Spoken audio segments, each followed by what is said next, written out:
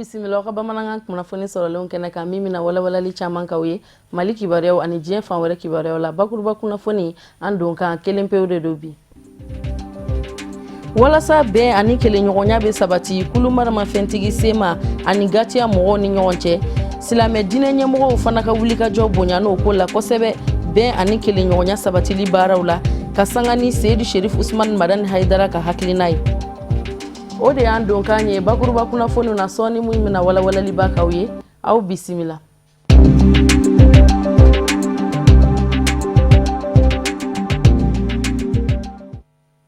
an balima bamanankan mɛnnaw Mali kɔnɔ ani Mali kɔ kan an ka foli ani waleɲuman dɔn u bɛ ka taa aw kelen-kelenna bɛɛ lajɛlen ma fo yan fo aw sigiyɔrɔw la kabini ni fɔɲɔgɔnko donna kulumaramafɛntigi sema ani plateforme mɔgɔw ni ɲɔgɔn cɛ wulikajɔw walasa bɛn ani kelenɲɔgɔnya bɛ sabati u ni ɲɔgɔn cɛ o baaraw bɛ sen na silamɛ diinɛ ɲɛmɔgɔw olu fana ka wulikajɔw an'u ka cɛsiri baaraw bonya n'o ko la kosɛbɛ ka sanga ni Seyidu Sherif Usman Madani Haidara ka hakilinaw ye o de hukumu kɔnɔna na ntɛnɛndon ani tarata don sigi dɔ kɛra u ni ɲɔgɔn cɛ an ka mɔgɔ minnu tun b'a kɛnɛ kan Sherifila Jabaraniso tɔgɔ la Amadu Kamara ani Fuseni Keita u ye fɛn minnu sɔrɔ kɛnɛ kan an ka jɛ an ka ɲɛmadaw fɛ ka sanga ni Seyidu Sherif Usman Madani ka laɲini n'o de ye ka maliden cɛman ani musoman denmisɛn ani maabakɔrɔ u bɛɛ ladon da kelen fɛ ka bɔ da kelen fɛ kɛrɛnkɛrɛnnenya Kidal marabolo kɔnɔna na n'o ye Imgadu ani Ifugasu ye bon vraiment nin ye nisɔndiya de puis ko bi sigi a laseliw fana ma parce que faut que mɔgɔw k'a faamuya nin tile fila baara min filɛ nin ye n'o ye an ka diinɛ ɲɛmɔgɔw Sherif Usman Madani Haidara ale ni Imam Mahamud Diko ani Bamako dugulenw ka fara mɔgɔ caman wɛrɛ kan pour que an balima minnu dusukun fɔlen don ɲɔgɔn kɔ n'o kɛ bɛ sababu ka jamana yɛrɛ bloqué bi mais nin diinɛ ɲɛmɔgɔ ninnu ka rôle ka bon a la parce que olu de ye accord d'Alger soutenu ka taa Europe ka taa yɔrɔ caman ka mɔgɔw sensibiliser mais n'a yɛrɛ k'a fɔ o accord d'Alger fana bi an bloqué don fana niveau la mais ala yɛrɛ nana kɛ a bloqué mɛ minnu ka niveau la n'o ye Imgadu ni Ifogasu ye ou bien dɔw b'a faamuya k'a fɔ plateforme ni Sema olu yɛrɛ ye wulila ka se Sherif Usman Madani Haidara ma u sera ne yɛrɛ de fɔlɔ ma an n'u sera an kumana o kadara kɔnɔna na an b'aw ladɔnniya k'a fɔ ko tile fila kɔnɔna na k'a daminɛ tɛnɛn don kalo tile 29 ka taa bila tarata don kalo tile 30 Sherif Usman Madani Haidara ka fara ni jɛkulu fila ɲɛmaw kan u sigira ka ɲɔgɔn kuma ɲɔgɔnya yaasa gɛlɛya min bɛ Kidal kɔnɔna na n'a kɛlɛ ka Mali bɛɛ lajɛlen la kodɔn bi fura ka sɔrɔ a la an bɛ barika da Ala ye ka sali Alakira kan alayhi salatu wassalam effectivement an bɛ tile fila bɔ sisan an bɛ ɲɔgɔnya la ɲɔgɔnya in ye hakili jakabɔ ye ka gɛrɛ an balimaw la minnu dusukun fɔlen bɛ ɲɔgɔn kɔ n'o ye Kidalikaw ye Sema ni Gatia mɔgɔw an y'u lamɛn baara in bɛɛ lajɛlen Ala barika la a bɛ ne yɛrɛ ni n dɔgɔkɛ n'o ye Sheikh Sherif Usman Madani Haidara ani Muhammed Makiba an'an balima tɔw an faralen bɛ ɲɔgɔn kan k'a lajɛ ni Ala b'an dɛmɛ an bɛ se ka o dusukun gɛrɛ ɲɔgɔn na pour que nin masiba min n'an b'a la jamana bɛ se k'a yɛrɛ sɔrɔ a la cogo min bon Ala barika la baaraw bɛ ka taa taabolo min kan an hakili la ni Ala sɔnna a tɛ mɛn tile fila in na a baara ninnu bɛ a bɛ nɔgɔya ni Ala sɔnna. Bon alhamdulillah an bɛ Ala de fo fɔlɔ ka Ala barika da ka Ala wale ɲuman dɔn dugawu minnu bɛ ka kɛ jamana in ye Ala sɔnna dugawu ninnu bɛ ka minɛ kosɛbɛ dugawu minɛni sira dɔ ye u yɛrɛ ka mɔgɔw de wulila ka se an ma dekun min b'u kan an ka wuli k'an jɔ a la sabu ka da ka dekun bɛ yen a dekun bɛ Mali bɛɛ de kan kɔrɔna ka bɛnbaliya maliyɛn bɛɛ kungo de don bon o la an yɛrɛ wulila an y'u bɛɛ wele vraiment alhamdulillah alhamdulillah an nisɔn ka di fan fila bɛɛ dekun min b'u kan u y'o yira a fila bɛɛ dekun bɛ se ka wuli fana gɛlɛya foyi t'a la ni Ala sɔnna nin baara in nin kɔrɔnamɔgɔw ka bɛnni ɲinini ni Ala y'an dɛmɛ k'a bila nin kuma ninnu kan a tɔ ye dɔrɔn a baara kɛli ye parce que an b'a dɔn hami min bɛ an ka fanga na bi khasatan an ka président o ye jamana bɛnni ye o ye jamanadenw bɛnni ye ale ka hɛrɛ b'o de la jamanaden bɛɛ ka hɛrɛ b'o de la Ala sɔnna fanga bɛ dɛsɛ fɛn dɔ la mais mɔgɔ minnu bɛ jamana kɔnɔ olu t'i dɛsɛ Ala ye an kɔni dɛmɛ hakilila minnu sɔrɔla bi ani kunu an n'u fan fila ka kuma na vraiment an jigi sigira parce que u fila bɛɛ fɛn o fɛn ɲini fɛn gɛlɛman foyi tɛ min tɛ se ka kɛ o kuma na an dalen b'a la ni Ala sɔnna jamana in a bɛna basigi jamana in a bɛna lafiya an ka jɛ kun de kun ye ka se ka kɔrɔn yɛrɛ dama bɛn n'o kɛra Mali bɛɛ ye kelen ye ni Ala sɔnna Ala sago sago. An bɛ aw ladɔnniya k'a fɔ ko Seyid Sherif Usman Madani Haidara ka fara Imam Mahmud Diko kan ani Bamakɔ tutigɛbaw o ni maaba caman olu kɔni tile 2 in kɔnɔna na a kɛra fɛnba ye bari sabu k'a da kan u ni jɛkulu 2 u ɲɛmaw u bɛnna o bɛɛ lajɛlen hakilina kɛra kelen n'o de ye ka Mali a ka fusamanciya k'o bila fɛn bɛɛ lajɛlen sanfɛ. L'IEEMA n'o ye Mali école silamɛ kalandenw ye olu ka formation min bɛ wele ko Senafi o ta ko 14 na o baaraw nun donna tarata don u ti kalo tile 30 centre socio-éducatif la Kati walasa ka kalanden ninnu ka dɔnni kanguruya silamɛya faamu ɲɛdɔn kan an ka mɔgɔ minnu tun b'a kɛnɛ kan Sherifula Jabaniso tɔgɔ la Burama Jaradi Benson a n'a ka jatala Ibrahim Kulubali u ka sɔrɔlenw an ka jɛ an ka ɲɛmadaw fɛ.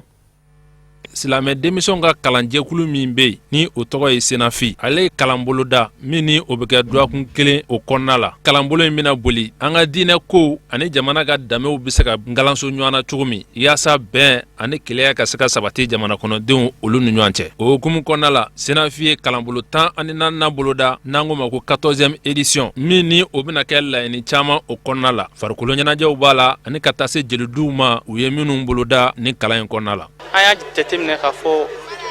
nin fɛn a se ka sɔrɔ ten tɔ f'an anw yɛrɛ ka anw bureau national Ligue islamique des élèves étudiants du Mali olu bɛ se ka fara ɲɔgɔn kan cogo min na walasa ka se ka u ka séminaire kɛ ka Mali bɛɛ fara ɲɔgɔn kan ka se ka séminaire kɛ cogo min na minnu bɛ kɛlɛ kɛ ni marifaw ye o t'anw ka silamɛya dɔ ye u b'a fɔ ko olu ye silamɛw mais o t'an ka silamɛya dɔ ye c'est pour que an ka laadala kow ani an ka diinɛ kow ka se k'olu bɔ ɲɔgɔn na cogo min na bɛɛ ka se k'a dɔn bɛɛ k'i ta n'i bila dɔn k'a fɔ ni bi ta kɔfɛ n'i y'a dɔn k'a fɔ karisa bɛ ka marifa ta ɲɔgɔn kama yen fɛ k'a fɔ silamɛya ka ko tɛ hakilina min mana ta nin séminaire in kɔnɔna na an bɛ fɛɛrɛ de tigɛ sisan walasa o hakilinaw ka se ka taa Mali fan bɛɛ fɛ bɛɛ ka se ka baara kɛ n'a ye surtout an ka cible n'o ye duguma kalandenw fo ka taa se sanfɛ kalandenw ma ani arabu ni faransɛ faralen ɲɔgɔn kan. Ni kalanbolo in bɛna sigi sen kan Senafi maaw fɛ yaasa baara ka se ka kɛ n'u ka hakilina ye jamanadenw fɛ kalan sira fɛ ani kodɔn yɛrɛ nasiraw bolo ma jamana danbew ani silamɛya yɛrɛ hakilina kɔrɔw minnu ni silamɛya sinsinna olu kan. Hakilina min b'an na ka ɲɛsin jeunesse musulmane ma surtout jeunesse étudiants et élèves du Mali c'est sur la consolidation de la paix au Mali bɛn ka se ka sabati jamana kɔnɔ cogo di o hukumu de kɔnɔ an ka formation bɛna passer o cérémonie de la an ye an ka faamaw wele o nana inchallah ka na an bilasira activité nin bɛna kɛ ni hakilina min ye o ye formation fɔlɔ le ka formation di an ka écoledenw ma diina kan ka tila ka formation di u ma fasoden ɲumanya kan ka tila ka formation di u ma citoyenneté kan o yɛrɛ bɛ se ka u ka kalan kɛ cogo di ka se ka u ka diina dɔn cogo di ka se ka kɛ sababu ye kɛlɛ min bɛ jamana kɔnɔ ka ko fɛn dɔn a la ka kɛ sababu ye ka nin bɛnbaliya nin bali ka bɔ jamana kɔnɔ o hakilinaw le b'an bolo an bɛ boli an ka formation bɛ boli o le kan. Ligue islamique des élèves et étudiants du Mali n'an ko jɛkulu ma ko l'IEMA ale sigira sen kan kabi san 1994 yaasa bɛn ani kelenya olu walew ka se ka ta ka sinsin jamana kɔnɔ. An ka diinɛ ani an ka jamana sigilen don fɛn minnu kan bɛɛ jamana kɔnɔ fara ɲɔgɔn kɛra ko nin kuma fila de bɛna fɔ n'i ye nin kuma kelen fɛn fɛn ta ka se jamanaden ma n'a bi baara fɛn fɛn la a kan ka o baara bila ka na a lamɛn mun na n'i y'a fɔ i ka diɲɛ nafolo bɛ fara ɲɔgɔn kan ka di den ma ko diɲɛ don n'i m'a ladamu n'i ma a ka diinɛ ɲɛfɔ a ye i ma foyi kɛ nka dɔ la de bɛ kɛ ka diinɛ ɲɛfɔ a ye i k'a bololankolon bila a bɛ min sɔrɔ o bɛ bonya ni dɔ in ta ye parce que foyi tɛna bɔ la ni tiɲɛni tɛ o de la n y'a fɔ n ko yɛrɛ dɔn o tɛ ne ka kuma ye kuma kɔrɔ ye o de ka bon ni dɔnni bɛɛ ye n'i yɛrɛ dɔn ka ban a tɔ bɛ sɔrɔ o kɔnɔ ni mɔgɔ min b'anw ka diinɛ dɔn i b'a dɔn min don i t'i wuli k'i bɛna maliden bɛɛ kalan diinɛ ko la tuguni wali ko dɔrɔgu feere sira fɛ k'i bɛna fɔ anw ye a tɛ diinɛ ko ɲɛdɔn ne b'a dɔn ka tɛmɛ aw kan diinɛ tɛ ko kura ye anw fɛ yan n'i b'a fɔ i bɛ taa fɔ mɔgɔ minnu ye o k'a sɔrɔ minnu t'a dɔn nka minnu bɛ dɔnni kɛ o misikala sarati e t'o dɔn e k'i bɛna dɔnni fɔ olu ye k'i bɛna diinɛ kalan olu kun i y'a bɛ de m'a faamu e ka kan ka kalan. a yirala k'a fɔ bɛn ni keleya tɛ se ka sabati cogo si den kelenna jamana in kɔnɔ n'a y'a sɔrɔ an ka danbew ani an ka diinɛ tɛ se ka baara kɛ ni ɲɔgɔn ye. o de b'an sɛnsɛn ka diɲɛ fan wɛrɛ kibaruyaw lasɔrɔ burama jarabe bi walawalali k'an ye an ka ɲɛ jɔ a ka sɔrɔlenw na. Gabongaw fe jamana ɲɛma kalafili min kun be yen a ŋunuŋunu barika bonyana kosɛbɛ ka sabu kɛ u ka minisiri min ka baara bɛnnen bɛ kunnafoni diw ma ale kɔni bɔra tarata don k'a yira k'a fɔ ko Côte-d'Ivoire président nagakɔrɔma min be yen ni o ye Mamadi Jane ye ko a kɔni ye dɛmɛ ta ni ka Jean-Ping sɛgɛrɛ kalafili kɛnɛ kan ni subahana mansiw kunkolo ŋanamu cogo ye yaasa Jean-Ping ni o ye ngwara daba ye Gabon jamana kɔnɔna la o ka se ka sebaya sɔrɔ ni jamana ɲɛma kalafili kɛnɛ kan. Gabon jamana ɲɛmaw ka ni kunnafoni dine kɔfɛ fɛn min ye Côte-d'Ivoire jamana ɲɛma ye Alassane Ouattara ale kɔni ye Mamadi ɲangi ni ka tɛgɛ bɔ jamana ɲɛma nagakɔrɔ baaraw bɛɛ lajɛlen na. O kɔfɛ a ye yafa deli kɛ ni ka ɲɛsin Gabon jamana ɲɛmaw ma k'a fɔ Mamadi ka nin baara cɛjugu in k'o kɔni tɛna kɛ sababu ye ni ka dangari olu ni Gabon cɛ baaraw la. Côte d'Ivoire jamana ɲɛma Alassane Ouattara tilala k'a yira Gabon ɲɛmaw na k'a fɔ ale kɔni tɛna jɛ ni nin baara in waleyali ye abada ale ka jamana kɔnɔ den nɔfɛ Gabon kalafili o baaraw la. A ko nin bɛɛ kɔfɛ jamana fila na jɛ ni k'u bolo di ɲɔgɔn ma ka badenya ani keleya baaraw sinsin ali bi Côte d'Ivoire ale ni Gabon ni ɲɔgɔn cɛ. Libikaw fe mugu jugu minnu ni ONU kɔni y'i bolo ta ka da olu kan Karafin ale ka fanga dafirilen kɔfɛ tarata don o mugu jugu ninnu u y'u cɛ ni ka Alimaɲi jamana sɛgɛrɛ yaasa ni mugu jugu ninnu bɛ se ka lakari cogo min maa 2,200 ani maa 98 bɔɲɔgɔnko ONU jɛkulu la minnu ni olu sigilen bɛ lakana baaraw sabatili la juillet kalo tile 22 tɛmɛnen olu bɛɛ lajɛlen kɔni bɛn'a kan k'a fɔ fɛn min ye Libi mugu jugu ninnu ye u ka taga Alimaɲi jamana sɛgɛrɛ yaasa u ka bila bolo ɲuman na ani u bɛ se ka lakari cogo min ni mugu jugu ninnu bɛɛ lajɛlen kɔni yira Libi jamana kɔnɔ Mahamadi Karafin ale ka fanga dafirilen kɔfɛ ni mugujugu ninnu kɔni yira Misirata kilo 200 bɔɲango ani Tripoli ni ɲɔgɔn cɛ nga u kun bilalen bɛ Aljufran kilo 200 bɔɲango o bɛ o fɛnɛ ni Siri cɛ yɔrɔ min ni Karafin nɔfɛmaw olu mɛna ka kɛlɛ kɛ o yɔrɔ la k'a bɛ mɛn kalo waatiw la nka dangarilen Karafin ale ka fanga na waati minnu na ni mugujugu ninnu kɔni yira minnu ni Nations Unies bɛn'a kan k'a fɔ ko ka taa ni mugujugu ninnu ye Alimaɲi jamana kan yaasa dan bɛ se ka kari u la cogo minnu na.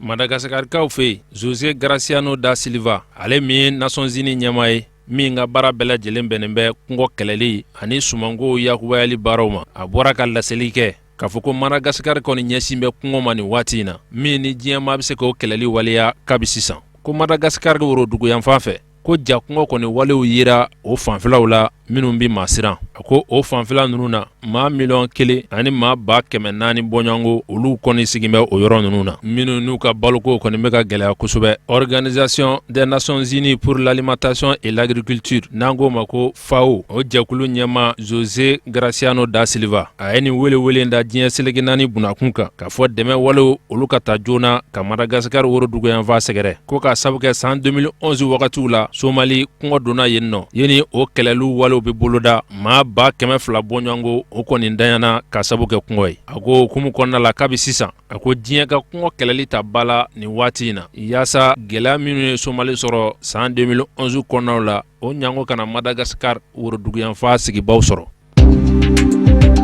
maa 3,000 bɔɲɔgɔnko dɛmɛ tara ka don olu ma tarata don minnu n'u y'u kɔgɔ da kɔgɔji la k'a fɔ u nata Europe jamana kan a ko nin waati in na kɔgɔji jiginnen bɛ o kɔni kɛlen bɛ sababu ye mɔgɔw k'u kunda kɔgɔji siraw kan k'a fɔ k'u na don Europe jamana kɔnɔna la denmisɛnw b'o la ka taa se muso kɔnɔmaw ma muso kelen jiginna 2 na muso kɔnɔma ninnu na o maa 600 ani 500 bɔɲɔgɔnko o tila bɛɛ lajɛlen tun ye Libikaw ye ko k'a sabu kɛ kɛlɛ ni gɛlɛya min binna Libikaw kan ni san damadama in kɔnɔna la o ye taali kunba dɔ ye a ko kabi san daminɛ maa 100 ani 10 bɔɲɔgɔnko olu kɔni donna Itali jamana kɔnɔna la yaasa ka tubabu jamanaw lasɔrɔ nin ko in kɔni kɔlɔlɔ ka bon kosɛbɛ k'a sabu kɛ maa 3,000 bɔɲɔgɔnko o kɛra maaw ye minnu ye gɛlɛya sɔrɔ kɔgɔji tigɛli senfɛ ni k'i kunda tubabu jamanaw kan.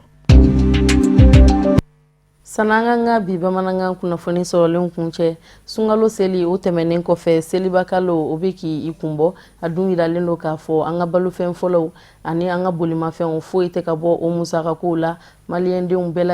lajɛlen de bɛ kule la ka da o musakaw gɛlɛyali kan o de kadara kɔnɔ munumunu salo o kɛra Usman Sogore a n'a ka jatala Muhammed Sidibe fɛ u ye fɛn minnu sɔrɔ an ka jɛ an k'o lajɛ ɲɔgɔn fɛ. an ka jamana a bɛ san damadɔ bɔ ale bɛ k'i nɔ gɛlɛyaw de cɛla o gɛlɛya ninnu nana sira minnu fɛ o dɔ bɛ tali kɛ politikiko nasiraw la ani an ka jamana kɔrɔyanfan minɛlen kɔ banbaciw fɛ olu kɛra sababu ye sababu minnu ye gɛlɛya sɛbɛkɔrɔdon jamana kɔnɔna na kɛrɛnkɛrɛnnenya la ka ɲɛsin balo sɔngɔ yɛlɛnni ma. Mali gɛlɛya a sira ka ca o ne ta fanfɛla ye mais n'i y'a lajɛ sira dɔ fɛ a jubaju ye faso yɛrɛ kɛ cogo ye an bɛ yɔrɔ min na bi gɛlɛya bɛ yen c'est vrai tout le monde le sait an bɛɛ b'a dɔn k'a fɔ embargo b'an kan même ni a tɔgɔ ta ka bilen mais embargo bɛ Mali kan fɛn dɔ bɛ yen an tɛ se k'o sɔrɔ a ɲɛ ma bon filanan fana mun ye bɛɛ kɛlen bɛ commerçant ye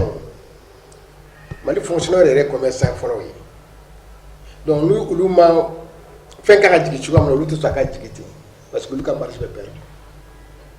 a tɛ fɔ kɛnɛ kan mais c'est la réalité i kɛra douanier i kɛra inspecteur des impôts i kɛra affaires économiques mɔgɔ ye o même dans les ministères donc ce qui fait que gɛlɛya bɛ na commerçant privé kan ka mun sɔrɔ u yɛrɛ mun kan ka fɛn kɛ u yɛrɛ olu tɛ se k'o sɔrɔ bilen parce que minnu b'a fɔ il faut an ka marché ka yɛlɛ bon o ye fɔlɔ ye filanan ye mun ye c'est l'environnement an ka fɛn tilancɛ bɔ kɔfɛ ka na an ka sira tɛ sɔn Mali sira fan si tɛ sɔn hali gitɔrɔn kura mun dara Segu sira kan a ma sɔn kosɛbɛ marché bɛ na Dakar fɛ o sira tɛ sɔn mobile bɛ accident ni fɛnw bɛɛ kɛ o bɛɛ de bɛ na ni fɛn ka prix augmenter bon en même temps produit bɛ tila ka dɔgɔya tugun parce que jagofɛn mun kan ka bila kɛnɛ kan a tɛ na à temps n'a tɛ na à temps donc comme le fait que a man ca bilen mɔgɔ caman b'a nɔfɛ donc a prix bɛ augmenter jagoya prix bɛ augmenter parce que mɔgɔ caman b'a nɔfɛ k'a san bon o de ye Mali gɛlɛya fɔlɔ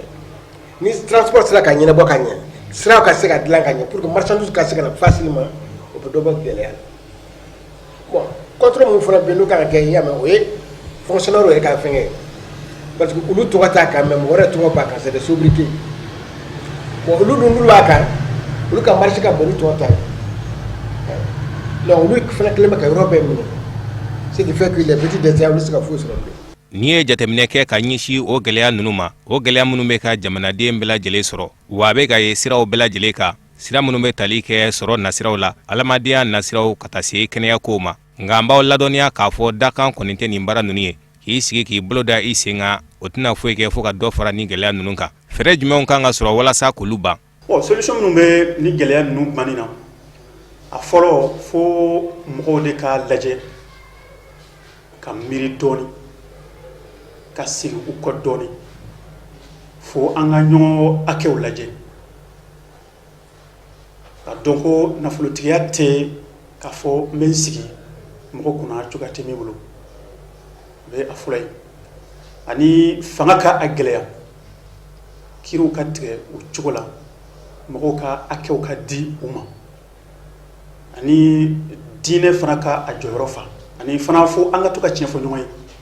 ni min tɛ bɛn an ka o fɔ ɲɔgɔn ɲɛna ni min fana bɛ ɲɛ an ka o fana fɔ ɲɔgɔn ɲɛna ani kalanko ka ba don o la kosɛbɛ jamana tɛ ɲɛnabɔ fiyewu jamana tɛ basigi ni kalan tɛ ni kalan ma kɛ a kɛcogo la jamana tɛ se ka basigi